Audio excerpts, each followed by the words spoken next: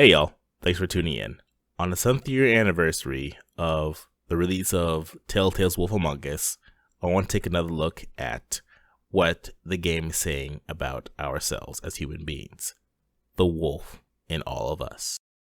First, let's talk about Fabletown. So, what happened in the homelands that they all had to flee? Apparently, this is all explained in comics, but not in the game, so it is temporarily out of our scope. Plus, I haven't read them yet. The fables are collected fairy tales and legends from folktale, such as Snow White, the Frog Prince, the Big Bad Wolf, and the Little Mermaid, all making a new life in an American neighborhood known as Fabletown. The story implies that the townspeople know each other, but primarily by reputation, and are united through a loose common heritage, and that they're all pretty hard to kill, heal pretty quickly, and they live a really long time, by extension. So, what does Fabletown represent? I believe is a story of U.S. immigrant communities, specifically from the 1890s to the early 1900s, also known as the second wave of American immigration. Let me explain. During the second wave of American immigration, majority of people coming to the New World through Ellis Island had little to no money to start with, and others had a lot of money. That was apparent on the private ships they came in, whereas passengers without money were all sort of put to the bottom of the ship and really held up really close together. Whereas the rich had let's just say they had a really good time on the ship. And in The Wolf Among Us, that is represented by Bluebeard being able to hold on to his wealth and Beauty and Beast, who did not. Just like the immigrant communities of the 1900s, Fabletown is also a struggling community. Jobs are scarce, and the local government is overworked. Therefore, there are little to no opportunities to make a decent, honest living.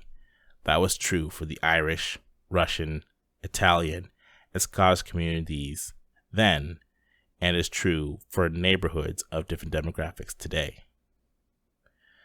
Both then and now, people do what they feel is necessary to survive.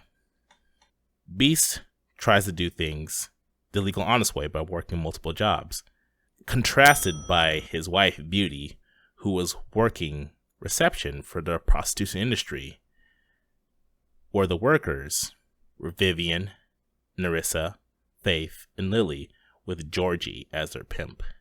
Another option is to sell illegal substances, represented by Auntie Greenleaf selling cheap glamour with questionable side effects and quality.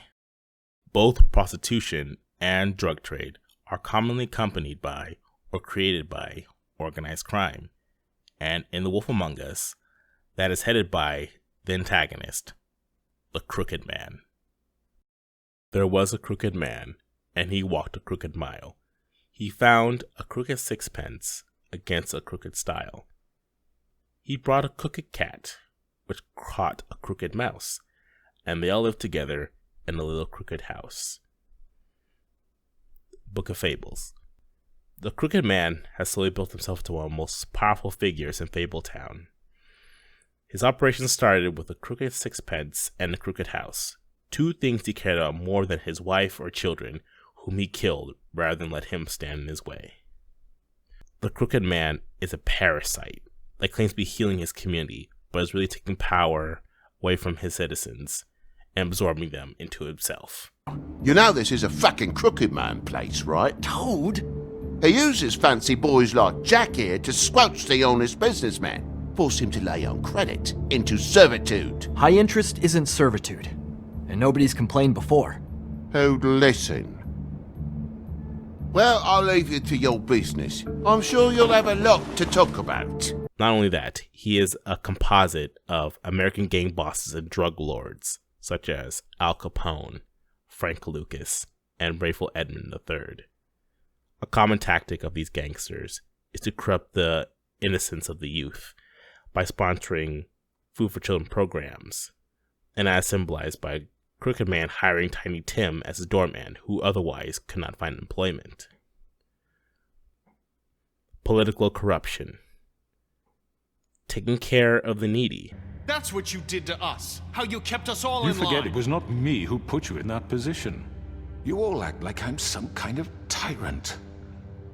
When your government abandoned you, left you poor and helpless, sniveling on street corners, I was there to look out for you. Yes, but... Wasn't I? And appointing enforcers and lieutenants. Of course, this tale has its hero, and that is, of course, Bigby Wolf. It is absolute genius on the part of the writers to have the big bad wolf play the part of the police. And here's why. Bigby's reputation invokes a variety of responses from the Fabletown community, like that of the police in our real world. Feeling of incompetence. Hey, Toad. My car. Yeah. Give me a second. Oh no, by all means. Take your time. Make yourself comfortable. Apathy. I just don't know what Bigby's doing. If he cares about it. If he even gives a shit. Feeling of immunity. Seems your dog wants a biscuit. Fear and contempt. I thought you said you'd never take something like this. What? I don't, You're a lying piece of shit, Jack. Oh, okay, come on, Bigby. That The wasn't... axe was right here all along. Now tell me what happened to it. I don't know anything about that. I don't, really. I mean, I don't work every day, so... and even when I do work, I just try to keep my head down. Last chance. What happened to the axe? It was Mary. She took it, okay? That's all I know. That's all you know? You don't know she almost fucking killed me with it last night? No! I had no goddamn idea. And I'll talk more about those origins later. Furthermore, to illustrate Bigby's power, the game developer does demonstrate his physical prowess in relation to some other characters, such as Crane, Georgie, the Tweedle Brothers, Grendel, Jersey Devil, and Bloody Mary, where the latter two are only two of the three characters who are even capable of matching him in a fair fight. So, what do werewolves represent in classical literature? They represent the monster that lives inside of all of us.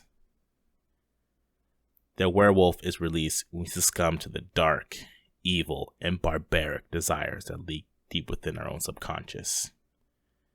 Anyone could be the wolf among us because we all have that potential for evil. In episode 87 of one of my favorite podcasts, Myths and Legends, host Jason Weiser went through several werewolf stories, one of which, Peter Stubb, was a middle-aged man who was actually a wolf that had been terrorizing his community for decades. And he said, quote, "Peter Stubb was always a wolf. It just took on a new form granted him by the devil.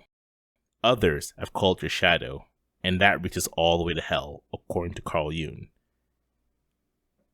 In Dante's Divine Comedy, the seventh and deepest ring of hell is full of the traitors, along with Satan and Judas Iscariot."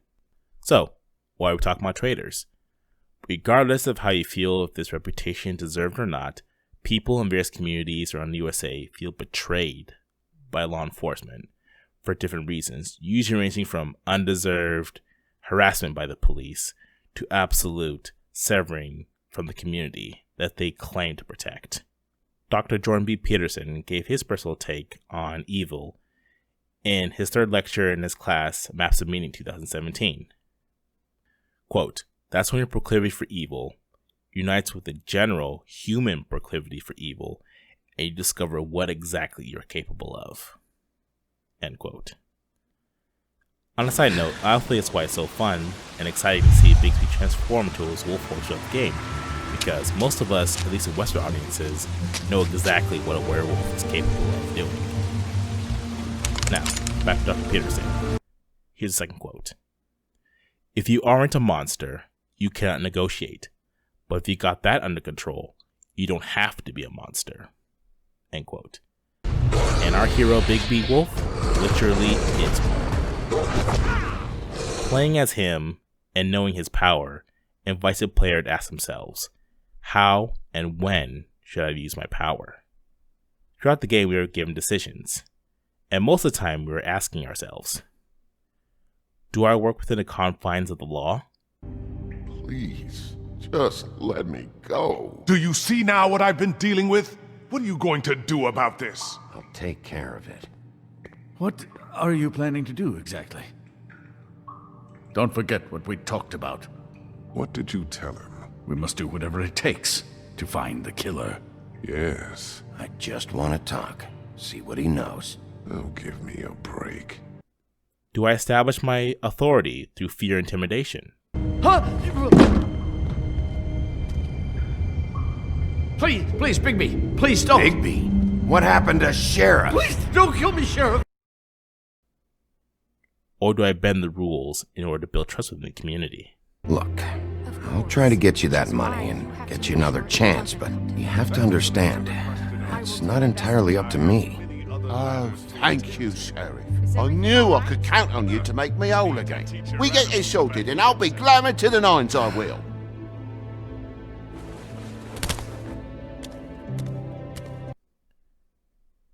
So at this point, I turn a question towards you, viewers.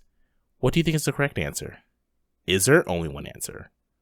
Or is this a trichotomy that must be balanced in order to guard the peace? I'd love to see your answers in the comments, especially if you have worked in law enforcement or the armed forces. And last, but definitely least, my personal reflection on the game itself. I found myself that I was really laser focused on one target, even disobeying my instincts. So, what does it say about me? If you want to see my playlist through this playthrough, go ahead and check it out somewhere in this video. But more importantly, I do want to know the answer to this question. Or is this one answer? Or a trichotomy? So, that's all I got for you guys. I hope you enjoyed this analysis of The Wolf Among Us. This is a little short video, and it's my first time doing this. So, yeah, let me know in the comments below. And please like this video and subscribe if you want to see more. There's much, much more to come in the future. Also, let me know what games you want me to play in the future as well. So, alright, that's all we got. Thank you for watching. This has been IronBriggz. Stay beautiful, and I will see you next time.